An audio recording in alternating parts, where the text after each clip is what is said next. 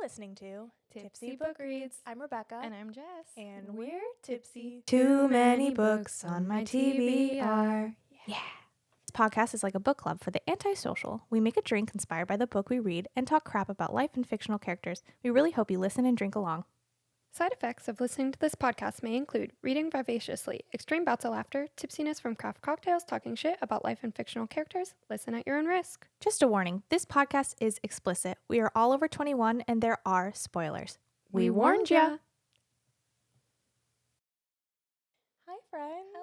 Hello. Oh my God. Long time no record. I don't even know if we know how to do this anymore. Hello, Internet. We still exist. Yeah, we do. Sometimes. It's debatable. Yeah. We have both been sick for like 2 months. Sick and traveling and life and happy holidays, you know? We're past it. Yep. January. The new year. Love it. I remember last year when we did both an alcoholic drink and a non-alcoholic drink Yeah. for January. Yeah, that was smart. Yeah. I forgot about that. I'm not gonna lie. I remembered at this very moment. I think, instead of This wine, would be grape easily. juice. There's non-alcoholic wine. You're right. Oh, that's your job. Yeah, that's fair. So what are we talking about? What Oh are my we God. reading? What world are we even in? Yeah, We're in Rachel Gillig's world. we sure are. It's been a while. I love this world. Yeah, It's very scary. It's It's very yeah. intense. very intense. I love it. Gothic. We are reading. Oh, A Night in the Moth. Sorry, right. We are reading A Night in the Moth. I left the book in the car. So, insert picture here. Yeah. I have a question for you. Yes, ma'am. I haven't asked this question in a hot minute. What you drinking? We are drinking Benji's Liquid Courage. Yeah. Oh, yours is full. You got a lot of courage. Cheers. Oh, shit. Yep. Courage is all over my leg. Mine too. Yum yum. Cha. I like the straw. I like the straws. They're cute. The colorful little. I'm just a little straw girly. It kind of ruins the vibe, but this is the Bartholomew to the Ooh, Night in the Moth. Yeah. Yes, it is sangria. So wine of choice. It can be red or white. We went with white. And peach schnapps, simple syrup, a bunch of fruit all muddled up in all of its gloriousness. And yeah. So this is because Benji likes Wine. Great. Just clarify. It was initially inspired by his conversation with Sybil, where Sybil finds out that he's hiding things about what he knows about the diviners and stuff, and he glugs back his wine to have that conversation. And then a couple times it was referred to as oh, Benji has his liquid courage, or doesn't have his liquid courage, or whatever. So when was it that you first started feeling ooh, Benji might be a little suspicious? I am so bad at those things, but I think I just wrote it off as childishness because that's how the characters kind of write it off for so long. Yeah. So it's purposeful. A purposeful. lot of the things that were sus, I was oh, he's super immature, and it didn't necessarily clock as oh, he's Manipulative a villain in this story. Ooh, yeah. It seemed one of the biggest things I didn't like was the knighting ceremony. Okay, how come? Because hers? Yeah. How come? Just because his reaction to it, you're my knight and you have to do what I bid. Right. And the rest of them are kind of checking him on that. Yeah. And he's well, but that's the whole point. She is my diviner, bro. And they're no, not really. It's for the good of the kingdom, not you. the king. Mm-hmm. And that was one of the biggest things that even after that he was oh, fine. I was this is weird. I don't like it. There were other times, but I think I wrote mostly other times off as just childishness, so immaturity. Does that remind you of Red Queen? What's his name? Maven? Yeah. A little bit. Just yeah, I that could see it. they'll take a knife and stab someone, Yeah. you know. Yeah, I can understand that. It definitely, Rachel does such a good job at making you feel like a character shouldn't be paid attention to, you know, and then all of a sudden turns around and they're the actual villain. Yeah, because the whole time he's written off as, oh, he's just the boy king, like he's no big deal. The like, literal boy king. Yeah, like either needs guidance from his knights or needs guidance from the elders or who, like everyone thinks that he just needs to be guided by someone else when in fact he's scheming. Really quick, what chapter are we reading from at this point on? Yep. This is the second half of the book. Right. I can look really quick. Yeah. I was just trying somewhere, to remember. Is it like 16? 18? I guess it doesn't matter. At this point, you should have read all the way through. Honestly, we should just like repost the first episode. Refresh people's brains. You know, that's not a bad idea. Okay, so we read chapters 1 through 15, so we are starting. Okay, I was right. 16 through the end. Right. Cool. Okay. If you listened to the first episode months ago, go back and listen again. When was it actually? Curious. Probably November. Wow. Yeah. Probably before Thanksgiving. Nuts. Well, we're here now, guys. Yeah. We missed you. Yep. All right. So, yeah, Benji is nuts. He's crazy. Actual psychopath. But I wonder, so his father, his grandfather, all, you know, the line that he comes from, do we think they're all insane? Is this just like a family trait, or is this something that he's learned from being basically raised by other people and not his own family? Although if we go that route, essentially Maud, all of them, yeah, they all aren't super crazy in that sense. So like he wouldn't have learned it from there. I don't know. Interesting. The notebook is his grandfather's notebook or his father's? Grandfather, I believe. Grandfather's notebook. Crazy. Yeah. Maybe he Little just bit of like insight. Yeah, maybe he just like idolized his grandfather and like went down the spiral of like his research and like I don't know. It's interesting. Yeah. I don't know. Let's get into Benji's brain. We'll make some tick. Okay. Can we talk about Bartholomew? Oh my gosh, Bartholomew. Did you see it coming that he was the first? I think you called it. Maybe. I should have listened to the other episode. Because I remember you calling something during that episode, and I was just like, I don't know. Yeah. I mean, I definitely knew there was something there. I was like, this is obviously a big character. We just like don't know why this silly little gargoyle is. But his name being Bartholomew.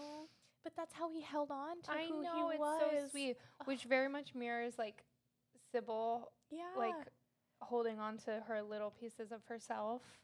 And I think that's why, that's part of the reason that she survived and Bartholomew survived when some of the others didn't, is because like the rest of them completely lost themselves to it, you know, whereas the ones that were able to hold on to that little piece of themselves were able to like fight through and survive whatever it took, you know. So that's interesting. Yeah. Very similar, or to tie it into the end with the Weaver. Yeah. And how the Weaver like keeps her bit of herself and who she is.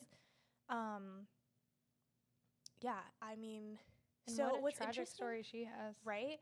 So it's interesting because we read One Dark Window and Two Twisted Crowns on the podcast. And I love to think about that world and this world, because in that world, her magic system is so fleshed out and it's very known. Every nitty gritty detail we have, right? Versus here, their magic system reflects their belief in gods. Right.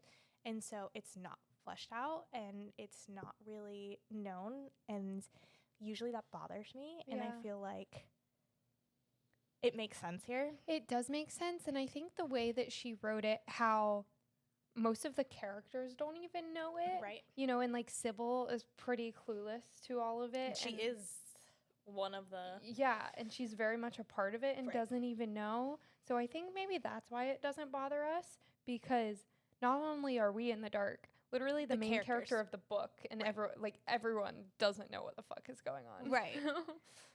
This is true. So I think that if that wasn't the case, I think it would bother us for sure.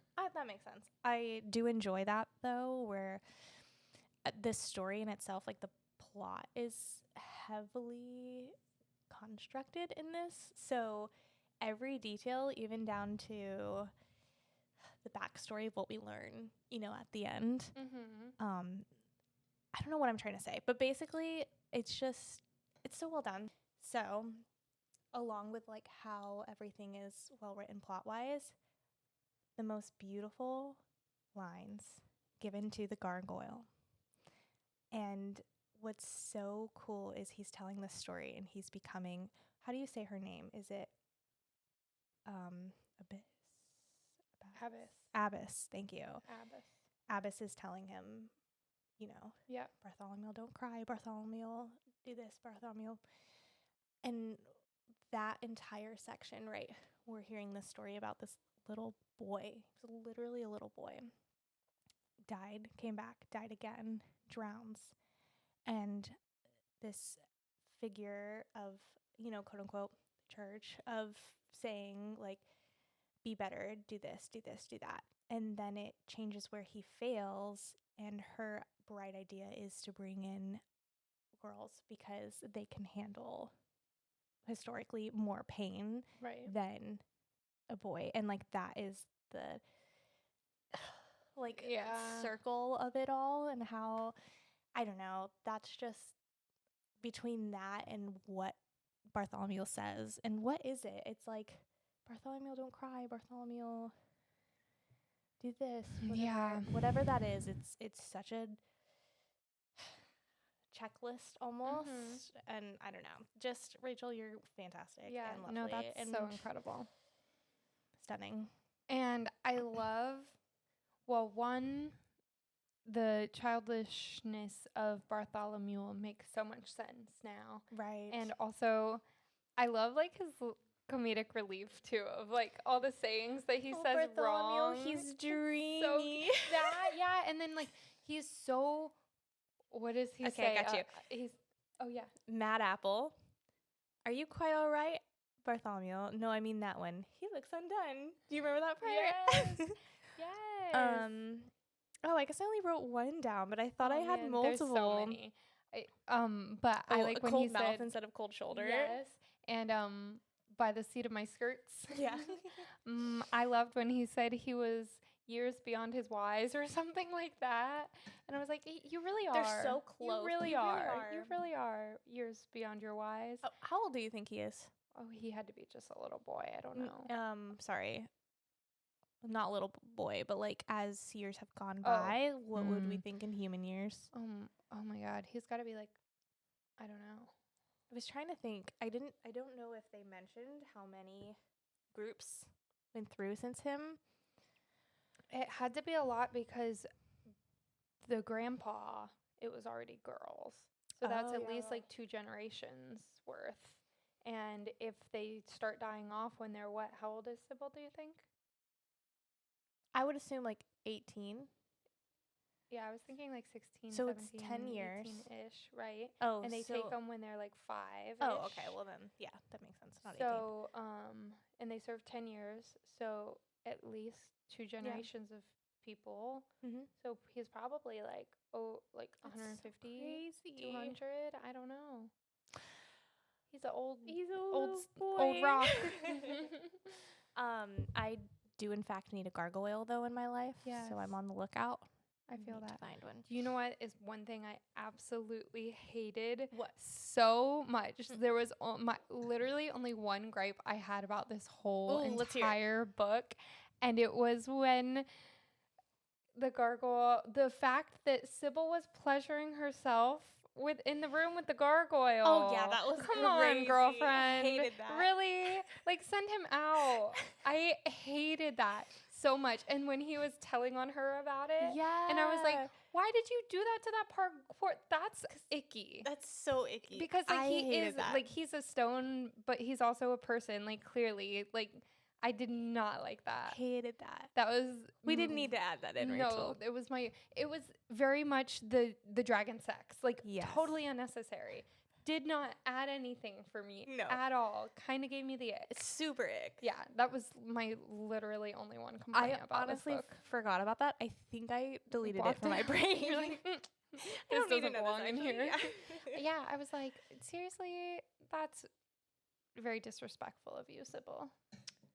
Damn, Sybil. They should have just got different rooms or something. I don't know. Or like go behind a tree, girl. I don't know what to tell you, but that was weird. That was I didn't really like weird. it. Not a fan.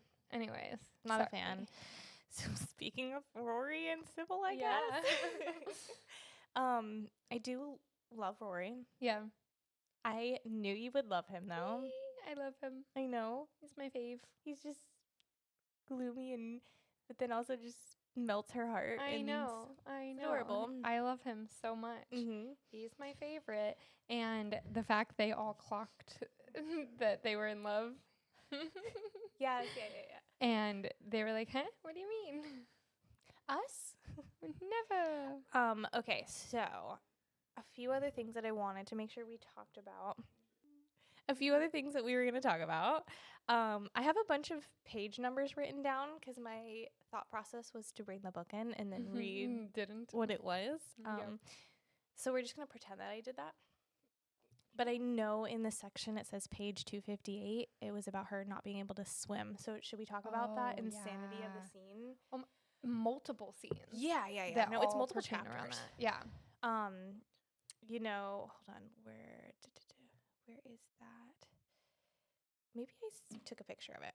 Okay, because I thought it was funny. Another Bartholomew moment of comic relief. Oh, she's really good at drowning. That one excels at drowning. Oh my gosh. Okay, so when the I can't swim thing first came up, it was in the hot springs with Rory, right? Yes. And it came up a few times, and it was very interesting. And leading up to that moment where she's about to fight the whatchamacallit. Yeah, which one was that? Yep. Okay. Cool. That guy. Mm-hmm. And they're like, shit. She can't take the coin. Mm-hmm. The armor's literally going to drown her faster than she'll drown herself. It was the ore guy. Yeah. And this is not great. And Bartholomew was like, this is fine. She's really But worry not. She has always excelled at drowning. Yep. She can't swim, but she sure can drown. But that bitch, and they're like, that bitch can drown. And they're like, that's not a good thing. And Rory just goes, oh no. Yep. She survives. Also, coolest thing. So if you guys met us at RomanticyCon, you probably met Emma too. Mm-hmm. Sweet Emma gave me a print of Rory saving Sybil from this scene, and cool. Bartholomew behind him. It's the most beautiful that's print. So cute. Oh, it's so gorgeous. I love it. Yeah. Anyways, shout out to Emma. Yep. And they CPR'd that bitch, brought her back.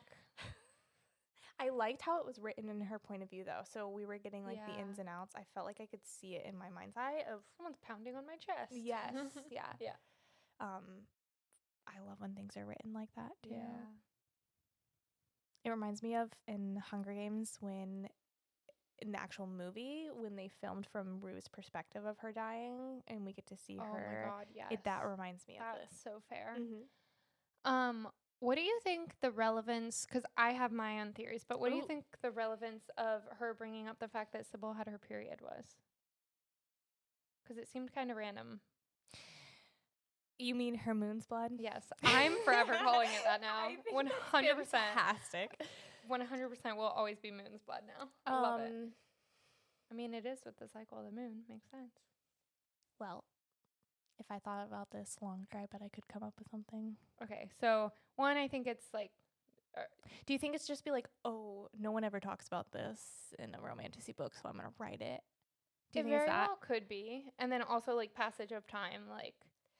And then the other thing I was thinking is, like, just another drop in the hat of, like, to the point of like girls handle it better. Like not only did she basically die, is fighting all these things, but she's also like having that and like just walking around like she's just like, okay, you know what I mean? Just like one more thing that she has to deal with and one more thing that she has to overcome. Right. Like not only did she kill this fucking god, she did it like PMSing. Yeah. You know? Right. And like that's pretty badass. That is badass. It is badass. Good job, Sybil. That's a good point. I think I like that. Let's go with that. Okay. I also Moon's blood. I wrote that down. Yeah. I was like, It's forever called that now. Interesting. I love it. I mean, it makes sense. It's with the cycle of the moon. That's how Totally. they used to track it back in the day. Mm-hmm. So I like it. 10 out of 10. There is another. It must have been within that section because it's right after what I wrote. It says years in the making and over in a moment. Yes. And It's about her saying her name. Yes. Oh, that was such a powerful right. moment. Yeah. And I loved how he knew exactly what she wanted from him. And also, how hard do you have to bite to break skin? Like, I don't know. with your canine? Because, like, ouch.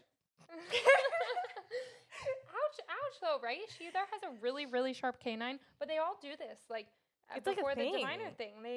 But, like, ouch. That, like, I could not bite myself to the point of blood on my finger. Like, I don't know. I don't think I could. I'll pass. But I love that he just knew what she needed and just like sucked her blood and went for it. You know? Get it done. And what name do you give? Sybil. Okay. I also love the name Sybil. Yeah, it's beautiful. We also talk about the scene where she throws her mask thing. Yeah. What's that thing called? the cliff? Gossamer. But what's it? Yes. Shroud. Shroud. Yes. Off the cliff. Beautiful scene. She did all by herself and then turned around to her cheerleading squad.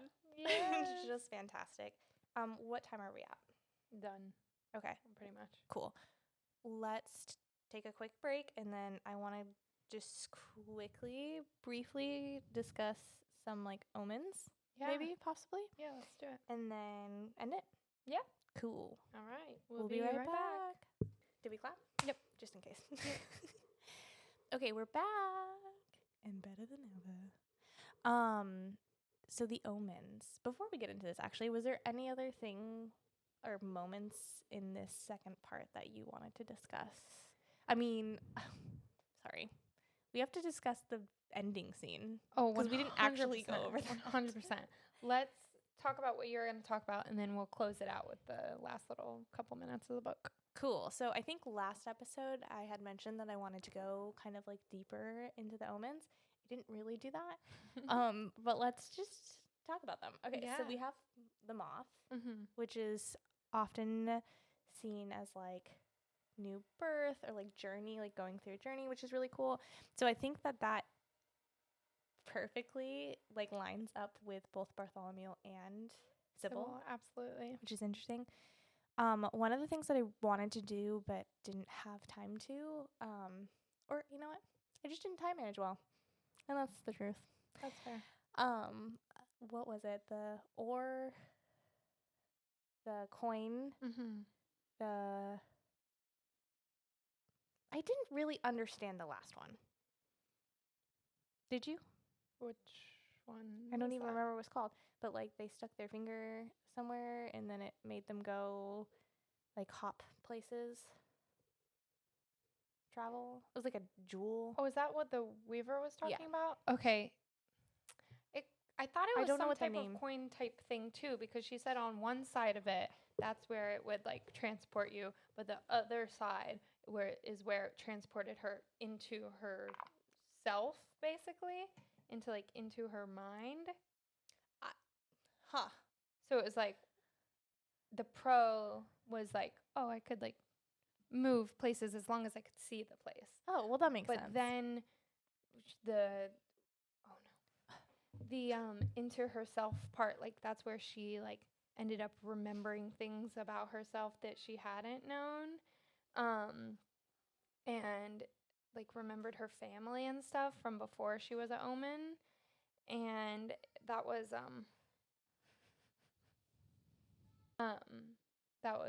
wild, and it kind of like but that kind of like made her go cray cray. Yeah.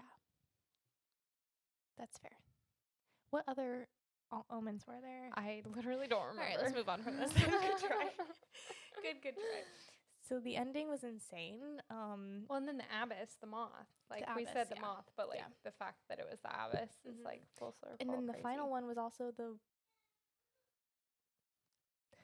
water. What's it called? Oh yeah, the Ashling Spring. Yeah, the Ashling Spring. Ashland Spring, whatever. Ass. I don't know. Yeah, which is crazy. Yeah. Dang. Okay, so she almost gets drowned. Yeah.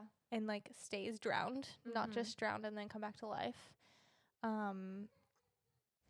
During this moment, just as Baby decided he also wanted to be on the podcast, for the sake of the little one, we attempted to quickly wrap this episode up. A mini-sode with additional thoughts might be in our future. However, enjoy our ramblings of trying to quickly end this episode. Life is life, guys. So basically, everything goes to hell in a handbasket in the last 4 minutes of the book. How absolutely wild is that? Yeah. It's insane. Yeah. And then Benji's fucking batshit. Yeah. And it's like basically about to hold her hostage. Okay, yeah. Okay, so Rory is gone. Bartholomew is gone. Mav is gone. And then we have... Benji, who's forcing Sybil to freaking marriage. Yeah. Like, that's nuts. Crazy. Also, such a turn. Yeah. Crazy. Her eyeballs, stone. Yep, they sure are. We're going to just start spitting facts about this book. Eyeballs, stone. Bartholomew was the stone. Kid. Stone. Oh, The freaking... They're all stone. Yeah. And you've been listening to Tipsy Book Reads.